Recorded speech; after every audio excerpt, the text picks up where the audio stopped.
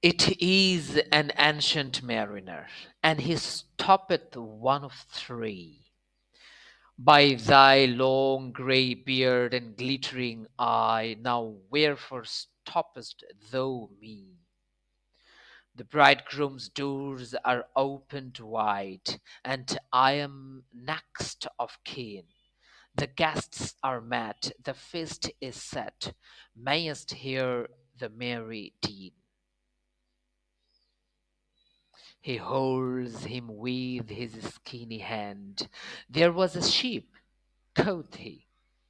Hold off, unhand me, grey beard loon. Afstones his hand dropped he. He holds him with his glittering eye. The wedding guest stood still and listens like a 3 years child. The mariner hath his will. The wedding guest sat on a stone. He cannot choose but hear. And thus spake on that ancient man, the bright-eyed mariner.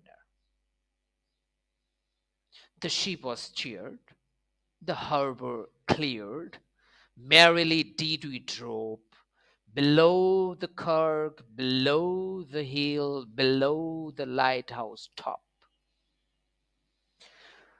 The sun came up upon the left, out of the sea came he, and he shone bright, and on the right went down into the sea, higher and higher every day, till over the mast at noon. The wedding guest here beat his breast, for he heard the loud bassoon. The bride hath paced into the hall. Red as a rose is she, nodding their heads before her goes the merry minstrelsy.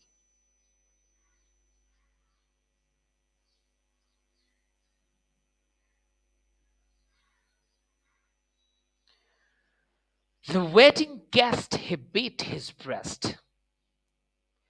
You yet he cannot choose but hear. And thus spake on that ancient man, the bright-eyed mariner. And now the storm blast came, and he was tyrannous and strong. He struck with his overtaking wings and chased us south along, with sloping masts and dipping prow. And who pursued with yell and blow still treads the shadow of his foe, and forward bends his head. The ship drove fast, loud roared the blast, and southward aye we fled. And now there came both mist and snow, and it grew wondrous cold, and ice mast high came floating by, as green as emerald. And through the drifts, the snowy cliffs did send a dismal sheen, nor shapes of man nor beasts we can, the ice was all between. The ice was here, the ice was there. The ice was all around. It cracked and growled and roared and howled like noises in a sound.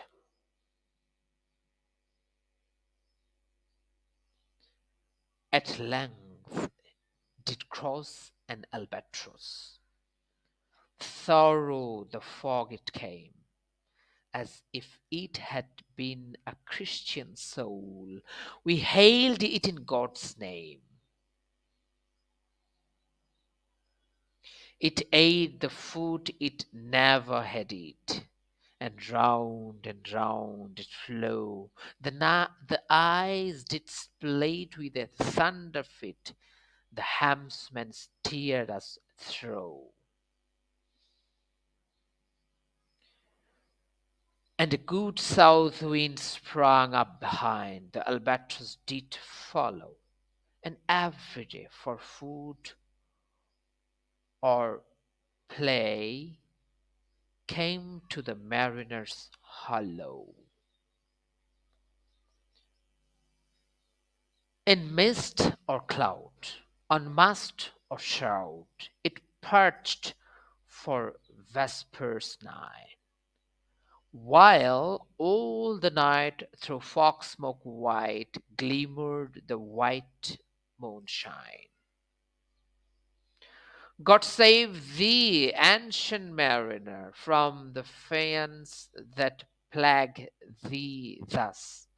Why look'st thou so? With my crossbow I shot the albatross.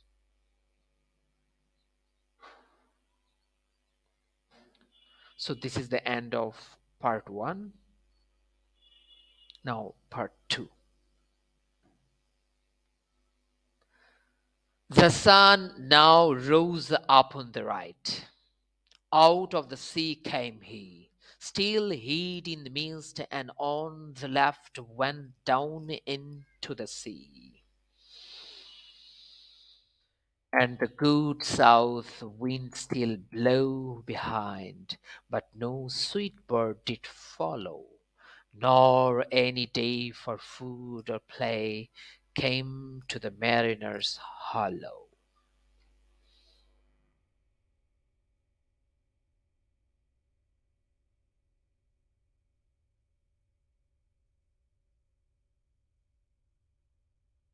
And I had done an hellish thing, and it would work a woe, for all averred I had killed the bird that made the breeze to blow. Ah, wretch, said they, the bird to slay that made the breeze to blow. Nor dim nor red, like God's own head, the glorious sun uprist, then all averred I had killed the bird that brought the fog and mist. 'Twas right, said they, such birds to slay that bird the fog and mist.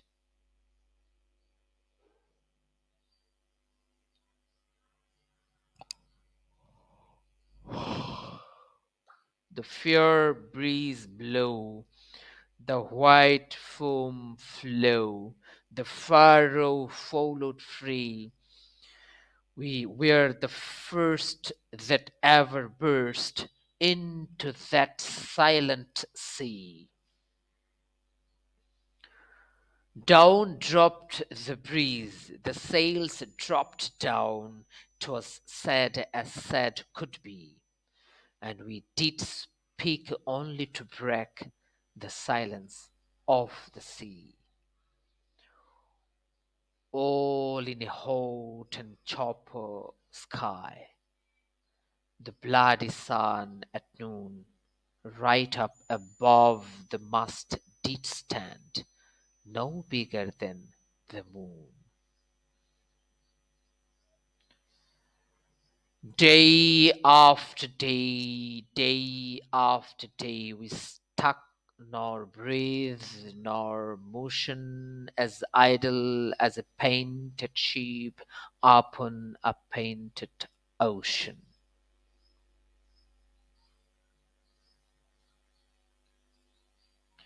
Water, water everywhere, and all the birds did drink. Water, water everywhere, nor any drop to drink. The very deep did wrought, O Christ, that ever this should be. Yes, slimy things did crawl with legs upon the slimy sea.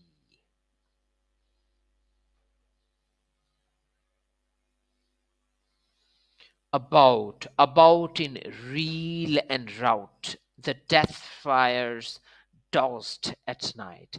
The water, like a witch's wells, burnt green and blue and white. And some in dreams assured were of the spirit that plagued us so. 9 fathom deep he had followed us from the land of mist and snow. And every tongue through utter drought was withered at the root. We could not speak, no more than if we had been choked with soot. Ah, well a day, what evil looks! Had I from old and young, instead of the cross, the albatross about my neck was hang.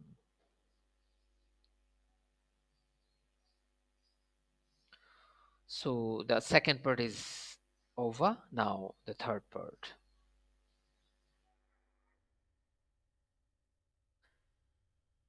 There, past a weary time, each throat was parched and glazed each eye. A weary time, a weary time, how glazed each weary eye, when looking westward I beheld a something in the sky.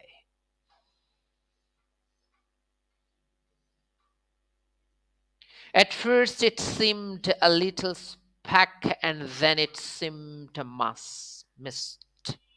It moved and looked at last a certain shape I wist.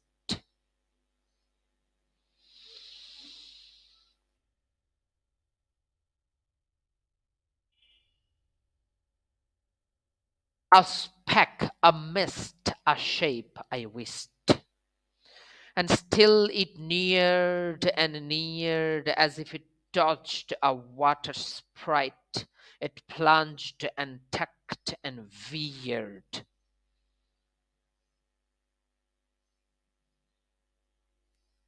With throats unslaked, with black lips baked, we could nor laugh nor wail.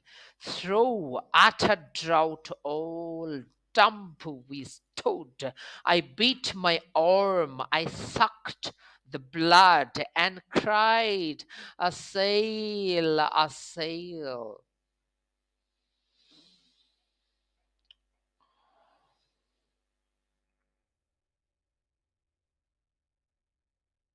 With throats unslaked, with black lips baked, agape they heard me call.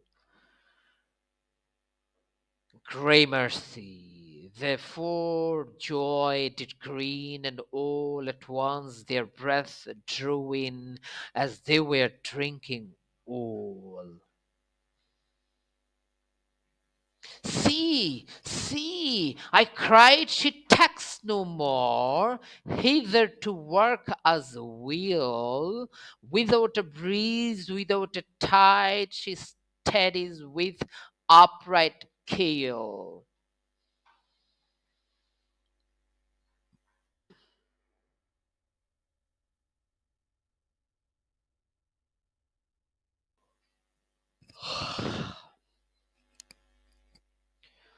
The western wave was all aflame. The day was well nigh done. Almost upon the western wave rested the broad bright sun, when that strange shape drove suddenly betwixt us and the sun.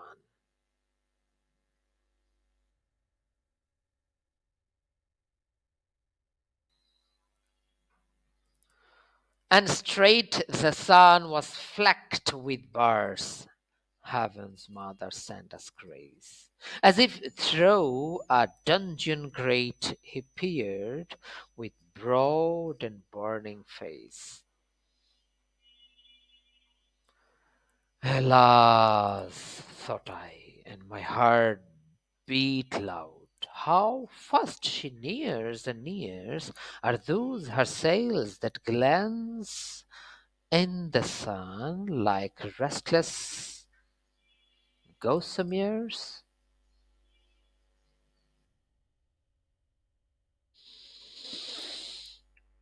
Those her ribs through which the sun did peer as through was great. And is it that woman, all her crew? Is that a death, and are there two? Is death that woman's mate?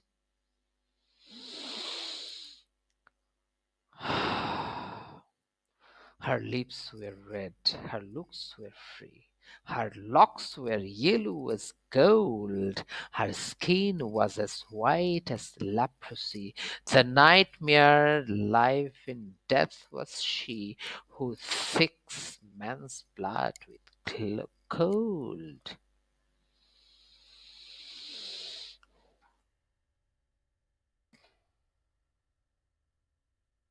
The naked Hulk alongside came, and the twain were casting dice. The game is done. I've owned, quoth she, and whistles thrice.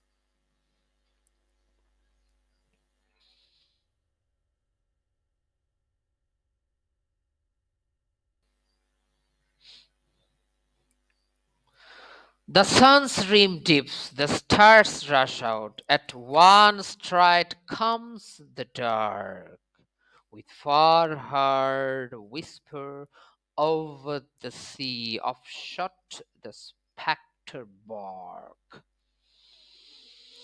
We listened and looked sideways up, fear at my heart as at a cup. My lifeblood seemed to seep.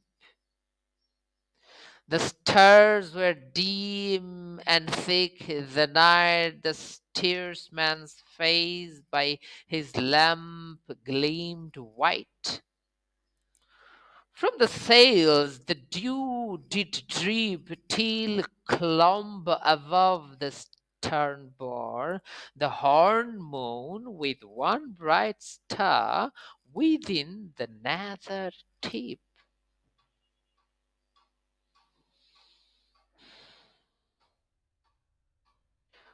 One after one by the star-dogged moon, too quick for groan or sigh, each turned his face with a ghastly pang, and cursed me with his eye. 4 times 50 living men, and I heard nor sigh nor groan with heavy thumb, a lifeless lump, they dropped down one by one.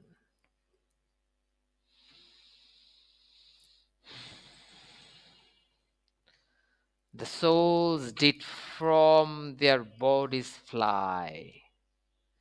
They fled to bliss or woe, and every soul to bliss or woe, and every soul it passed me by like the whiz of my crossbow.